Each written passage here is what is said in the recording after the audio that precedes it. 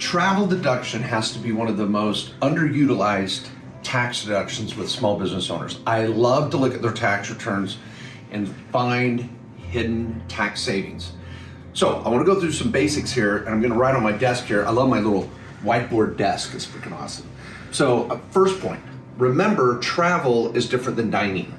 Dining is going to be limited by 50%, even if you're traveling by yourself. But when it comes to travel, it's 100%, 100%.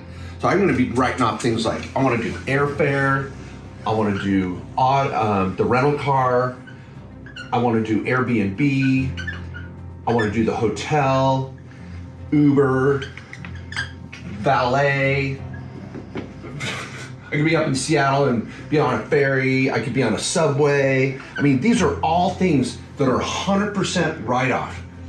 And if you can get a business purpose in place for any of your travel, boom, I'm writing it off. Now I'll go through the days of the week here in a second, but let's just also think of what are some good business travel reasons.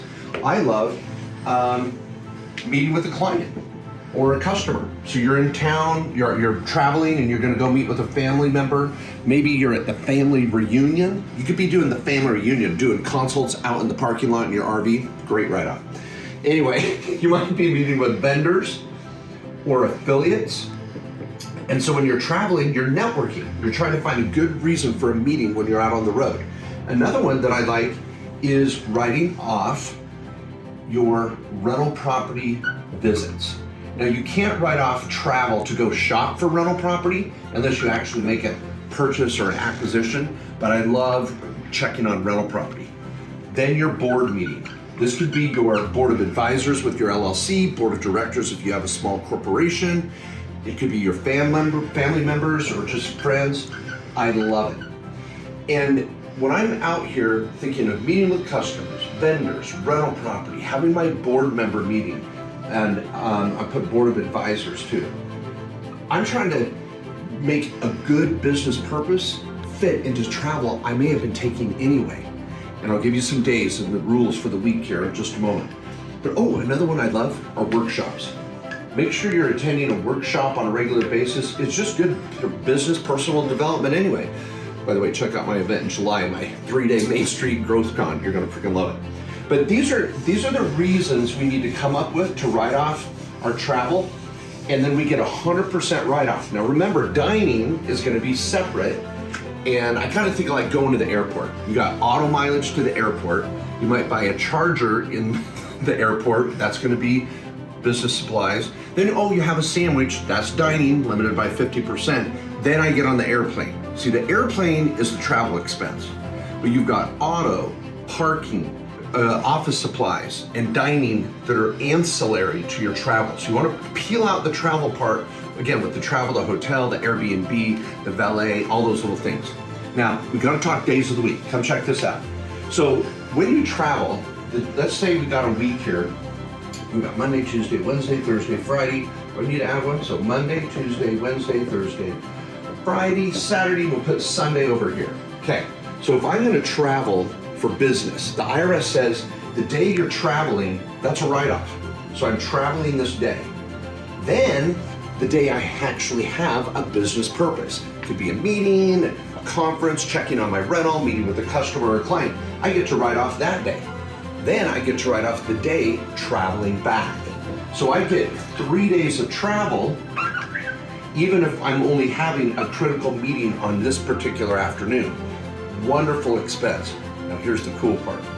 When you look at the week, if you have Sunday, Monday, Tuesday, Wednesday, Thursday, Friday, Saturday, if you are stuck somewhere on the weekend and you have business on Friday, so you do your business meeting, whatever it is, you traveled on Thursday, so I get Thursday and Friday, damn, I got stuck in Vegas on Saturday and Sunday. You gotta be miserable, right?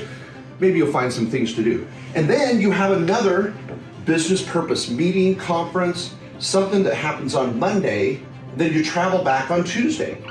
So look at this, travel on Thursday, business on Friday, get stuck somewhere on the weekend, IRS allows for travel write-off because you gotta stay around and do business on Monday. Travel back on Tuesday. Now notice here what's going on too. I've got 2 legitimate business meetings, one on Friday, one on Monday. We're not gonna write off 10 days in Cancun when you said, oh, we had a board meeting every day. I don't think that's gonna fly. You wanna make sure you're having at least 4 hours of business conducted in a given day when you're there on consecutive days. So if you're traveling somewhere to check on your rental property where your kids are going to college, keep a good logbook. What's the work we're doing for those 4 hours each day?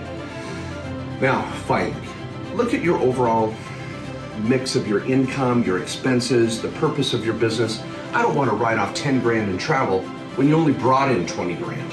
You bring in 200 grand in your business, maybe writing off 10 grand in travel makes sense. Don't get greedy. Pigs get fat and hogs get slaughtered.